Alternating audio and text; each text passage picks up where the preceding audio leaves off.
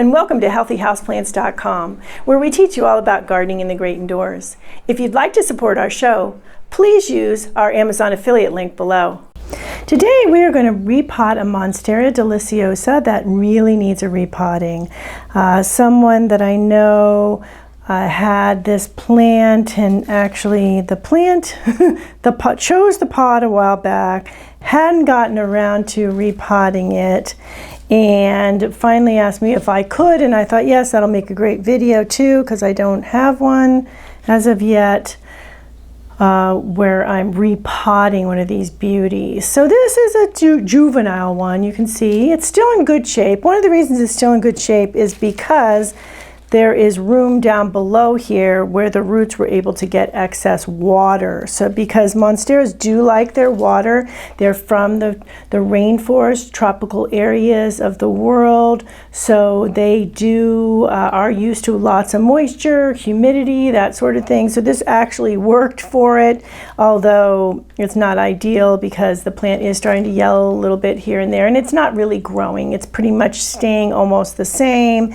So it does need to be repotted into a larger pot. Now, I'm not sure if at this point, since it's been a while, this pot is going to be big enough. I do have this pot. The person that I'm doing this for is a little picky about colors. So I have a lot of greens and some oranges and things like that aren't going to go over well. So hoping either this one or this one should work. The good news is the Monsteras, and I do have a care video on them. I will link everything I mentioned here in this video below. They don't like to be root bound, so that means they don't like to be real tight in their pots. So this one may work given how many roots this guy has grown, but I'm going to take it out of the pot and then make a determination at that point. I do have the soil prepared in terms of moistened. It has been, you do want to always pot up with moistened soil, and I talk about that in various repotting videos as well as my repotting playlist. The reason you do that is because once you water dry soil, if you plant in dry soil, well, first of all, it's hard to keep the plant up because it's so dry, there's nothing to hold the plant up, and then the other thing is that it will sit, once you do water after you've repotted in dry soil, this plant is going to sink and it's not going to be in the right level of the pot anymore, and you're going to have a big problem with that, and you're going to have to repot at that point because you don't want it too low in the pot. You don't want it soppy, but you do want the soil wet enough where it can form a ball, but a loose ball that could be easily broken up. So that shows you there how much you want, it's hard to see what it should be doing. Okay, so moist, not soggy. All right, so we're going to get this plant and then I'm going to add some of my Green Gourmet houseplant food here to the mix because it's a really good organic mix. And then I have some worm castings, worm compost. I'm going to add the rest of that in there for the plant to give it something to work with there. So there you go there. Okay, so now we're going to get the plant out of the pot. I'm going to mix this in so it's ready to go once I have determined which pot. Get it mixed in good there. Not sure how much of the soil I'll be using. It just depends on which pot I'm going to be using. So we will see here. Okay, we got it mixed in pretty good there. Okay, so now this plant was watered prior to repotting. You want to do that. You want the plants to fill up on their water before you repot them, because the plants will go into a little bit of a shock after repotting. They won't be taking up much water at that point, so you definitely don't want the plant to be droughted before you repot. Okay, so we're going to take it out of this pot. One thing I may need to do, and I do have scissors available, good.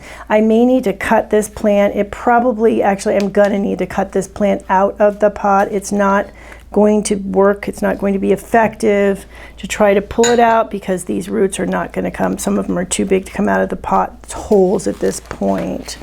So it's good that this plant is having this done at this time. Okay, so going to get up closer here so you can see what I'm doing. I'll go ahead and zoom in a little bit. Okay, so I'm going to hold that up for you as I work so you can see what I'm doing. So it's not easy sometimes with these, depending on how thick the plastic is, to do this. Now I've got the tip of the right here is the scissor. So I went into that hole where that root is, trying not to hurt that root, trying not to cut these roots, so you hold them back, a little on the tricky side, and cut so you can get in there and pull it away. So we're going to have to do quite a bit of that. Some of these are thin enough where they may come out, but some of them are pretty long, so we don't want to lose all the bottom roots. The plant did grow them. One of the reasons the plant's doing okay is because it grew those. So I see it's loosening here. Going to get over here, and I'm going to get into another root area and get that out of there. So gently folding, putting the plant down so we don't do any damage on the other end of the plant as well. So obviously not ideal in terms of timing here, but doing the best we can do with what we've got, because things aren't always ideal with plants, as you have probably found out. And so you have to do what you have to do to get them out of the pots. I do have a video on getting plants out of pots, especially ceramic pots, if you got some stuck in there. Plastic you would cut, but sometimes that's not possible with well, it's not possible with ceramic, and you don't necessarily want to break it. Okay, so here, just about done here. Just cutting enough. Actually, this one turned out a little easier than I thought it was going to when I first saw it. Because the roots were amassed on one side there more than another. Okay, so we remove that. We're gonna go out a little bit here so you can see again better. Okay, so here we have the root mass. We have lots of roots on it. Now, as I talk about, and you can also, as an aside here, get rid of little dead stuff when you're repotting as well. It's easier sometimes before you've repotted to do that. Okay, so after I interrupted myself here, as I talk about in my videos, you don't want to plant up in too big of a pot. Generally speaking, you would only go up one pot size, but since this guy has basically filled this pot size, and as I mentioned, the Monsteras, unlike a lot of houseplants, don't like to be root bound, so they don't like to be tight in their pots. It may very well work to put it in this pot. I think this pot here, so usually you want 2/3 root mass to 1/3 soil when you go to pot up the plant. This, unfortunately, however, with something that doesn't like to be root bound, you wouldn't want to err. And this one looks on the side of, this one looks more like it's going to end up being not that much extra soil, more like 1/4 soil and 3/4 roots, which isn't ideal. If this was a plant that liked to be root bound, and I have a video on which plants, some of the plants that do like, spider plant is one of them. If it was a plant that liked that, I would go for this pot, but it's not. So I'm gonna go for this pot. These plants, like I mentioned, do tend to grow fairly quickly, and these, when they're in a good sized pot. And this is filling up fairly well. It's probably a little bit off in terms of, there's probably a little bit more, there's gonna be a little bit more soil than there is gonna be root mass, but I think it's going to be okay. I also talk about the 2/3, 1/3 plant combo. So that is another thing to keep in mind. Now, I did have one other choice, but I think this one is not going to do it either, because it is, well, actually, this one is wider, and I'm a little concerned. This one is just a little too big for my liking. If it was just a little bit smaller, I would be happier. This one is wider. I think what I'm going to do, just to be on the safe side, is either plant in this green one or this one, but there's nothing on the side. The nice thing about this one is I can add soil to the side of the plant.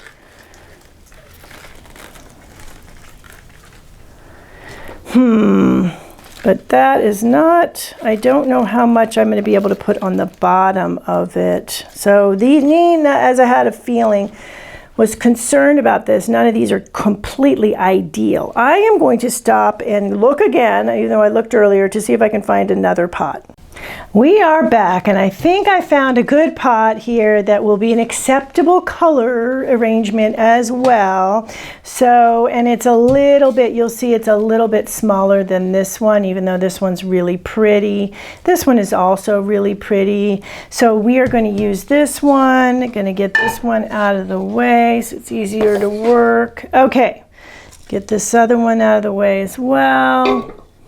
Alrighty, so now going to pot her up and putting, I use drywall tape instead of screen to close, to put over the hole, not close it up, but put over the hole so that you're not going to lose a lot of soil that way when you water. And you can also use screen. I just like to use that because it comes in rolls and it's easier to, and it's actually more cost effective too. Okay, now putting soil in here. So as mentioned, this is a little bit bigger than I usually would do, but not by much. So oops. Okay, got that stuck on the other plant. So like I usually say, you want to put 2 to 3 inches at the bottom of the pot in terms of soil. I probably have 3.5 inches down there, so not in excess. You want to plant so that the plant is about 1/4 of an inch below the rim. The surface of the soil is about 1/4 of an inch below the rim so that when you water it doesn't overflow, but it settles into the roots. So I got it, I think at a good, put a tiny bit more soil in there at a good place in there. Those roots, I'm going to work those roots, those bottom roots in a little bit. So the good news is, as mentioned, this plant really has a lot of roots on it. If it didn't have this many roots, I would be putting it into that smaller pot that it was basically sitting in and getting water from. So you want to fill in the sides really well. And this plant will start growing nicely now now that it will have enough soil to maintain it and start getting some big leaves on it, so it'll be really pretty, and it will probably be able to stay in this pot for a relatively good period of time since it is a bigger pot.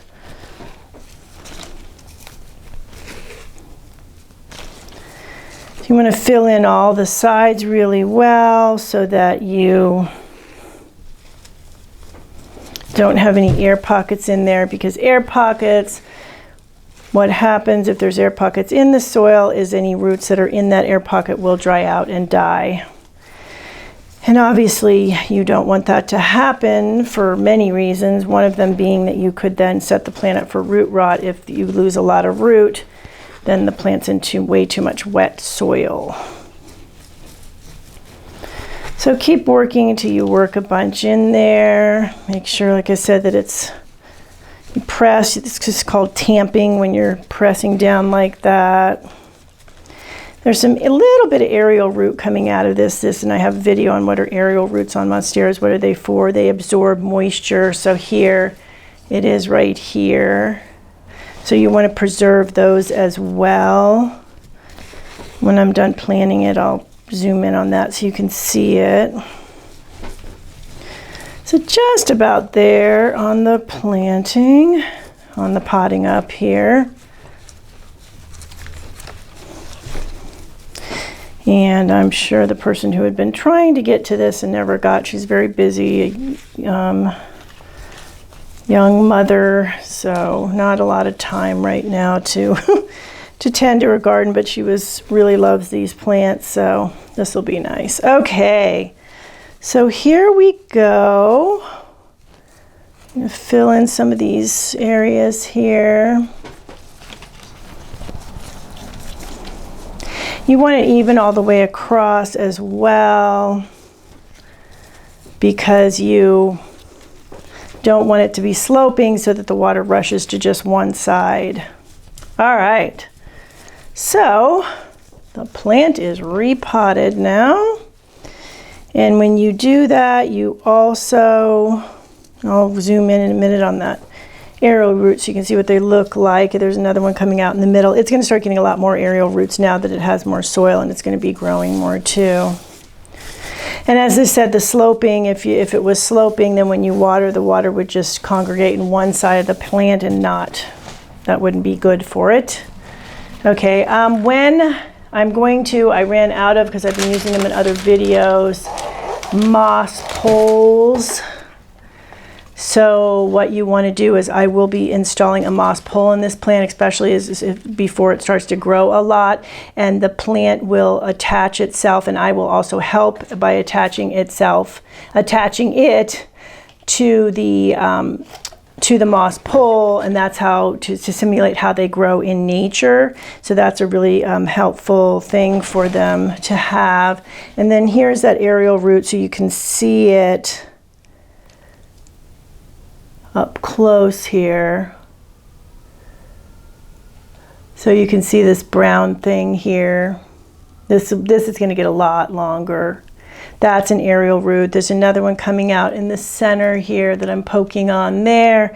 So that gives you an idea of what they look like. There's a little tip burn I see here on the leaf, which you can cut out when you're repotting. It most likely came from the plant just getting too dry from not being in the right size pot. So got that off there. And you can see she's looking a lot better already, a lot happier. I am going to go ahead and also water her. You want to water until the water comes out the bottom of the pot. And as you can see how important it is that I did it 1/4 of an inch down so that we're not having a ton of water pouring over the sides. Also, sometimes if you feel like you just haven't done it quite enough, when you're watering it, you can use something or your hands and kind of push down too during the first watering to make sure that you've got it down enough. That's also possible if you feel, and you can always take a little bit of soil out if you feel like you've just put too much soil on the top as well. Remembering too, it's going to settle a little bit, so it'll settle at least of 1/8 of an inch, most likely as you continue to water it. So you want to water until the water comes out the drainage hole, as I mentioned. I may have to get more water for this, which I can do afterwards. That indicates that you've got it nice and soaked, and you probably won't be watering this guy for at least a week, if not 2 weeks, depending on the how long it takes to dry out. But as it acclimates, it's going to drink a lot slower than it would otherwise. So keep that in mind. So don't be worried if it takes a week or two before you have to water the plant again. At that point, it should probably be acclimated or be starting to acclimate pretty well. And then you're going to start to notice you're going to start needing to water it more frequently. Also, new growth will show you that it's acclimated. A greening up, because there's fertilizer in the soil itself and in the fertilizer I added, that will also be an indication that the plant is doing well and is adjusting to its new pot. So there you go for repotting a beautiful, beautiful Monstera deliciosa. Looking much better in this new pot already. Thank you for stopping by today. Please leave any comments about any indoor gardening tutorials you'd like to see. Remember to like, comment, subscribe, and share this video. And please check the bell if you'd like to be notified when new videos are released.